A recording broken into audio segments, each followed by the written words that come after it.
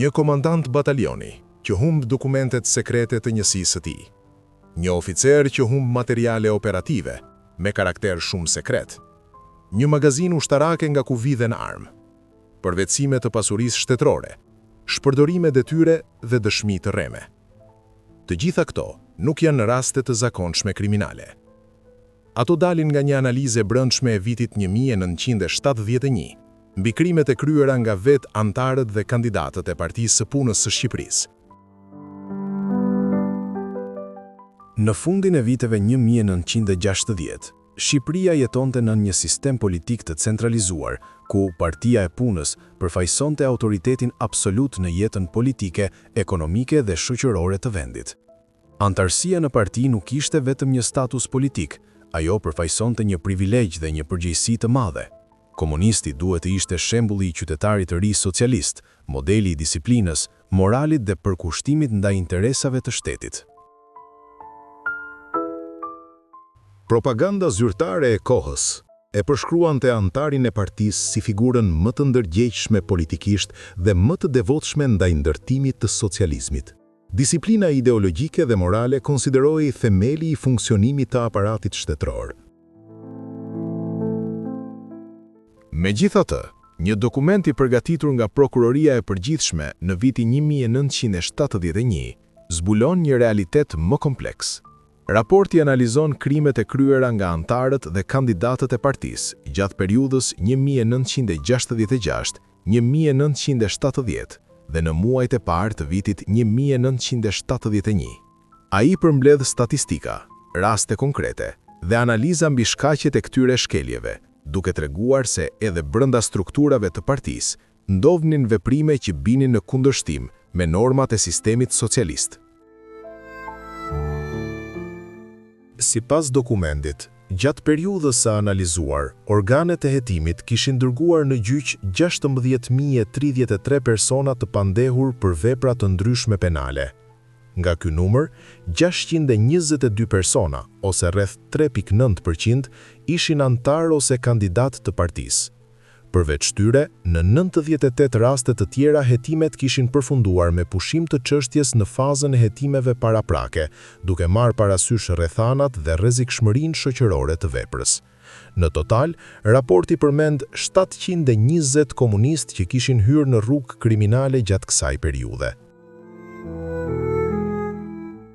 Analiza tregon se krimet më të shpeshta lidhen me përvetësimin e pasurisë shtetërore dhe shoqërore, të cilat përbëjnë 148 raste, ose rreth 20.5% të totalit.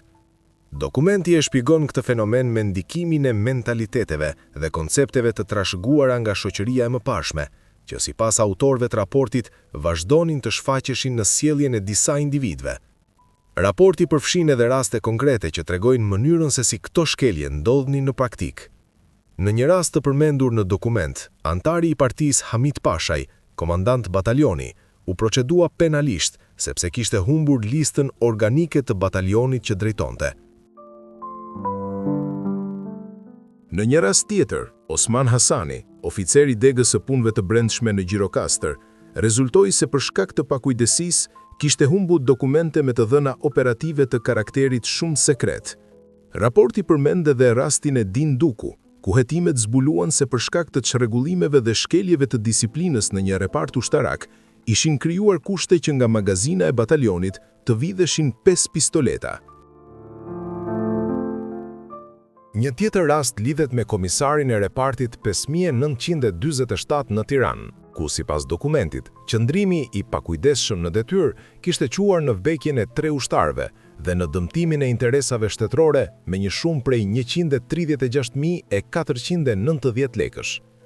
Analiza tregon gjithashtu se një pjesë e konsiderueshme e këtyre rasteve lidhej me sektorin ushtarak. Nga 720 të pandehurit, 98 persona, ose 12.8%, kishin qenë ushtarak. Nga këta, 78 persona, ose 81.6%, ishin oficer. Dokumenti përmend edhe raste të tjera, si ai i zëvendësshefit të degës së autotraktorëve, Ismail Myrseli, i cili kishte humbur protokollin e Këshillit të Mbrojtjes, si dhe rastin e Filip Bozhanit, i cili kishte humbur direktivat e Këshillit të Mbrojtjes. Një tjetër rast i përmendur është ai i shefit të Gjejmjos së Korpusit, Abedin Poloska, i cili sipas dokumentit kishte shpërdoruar pozitën zyrtare duke lejuar dhënien e materialeve të ndaluara institucioneve të tjera.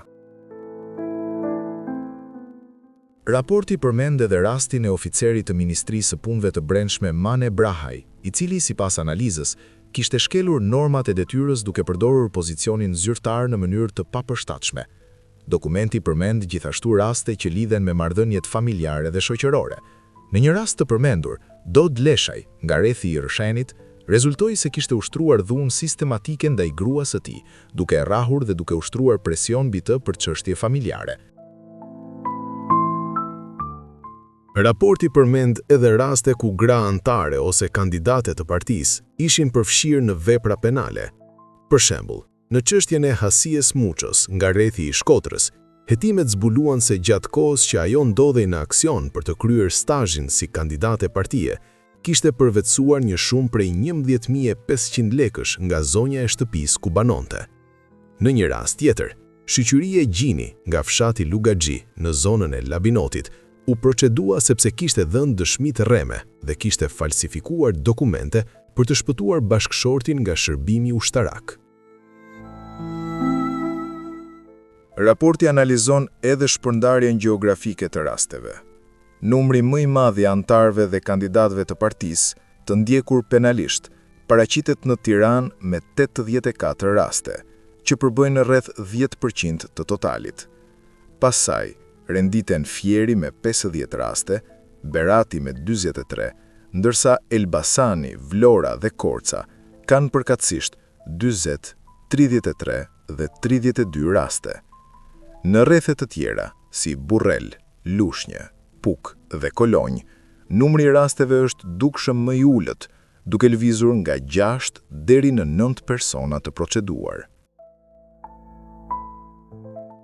Ky dokument ofron një pasqyrë të rrallë mbi mënyrën se si sistemi komunist përpiqej të monitoronte dhe kontrollonte disiplinën brenda vetë partisë. Edhe pse numri i antarëve të partisë të përfshirë në krime përbënte një përqindje relativisht të vogël në krahasim me numrin e përgjithshëm të pandehurve, fakti që 720 komunistë kishin qenë subjekt i procedimeve penale konsiderohej një problem serioz nga autoritetet. Raporti përpiqet ta shpjegojë këtë fenomen përmes ndikimit të mentaliteteve të vjetra, dobësive në kontrollin institucional dhe shkeljeve të disiplinës në detyrë. Në shumë raste, krimet lidhen me keq administrimin e detyrave shtetërore dhe me pakujdesi në trajtimin e dokumenteve dhe materialeve të rëndësishme.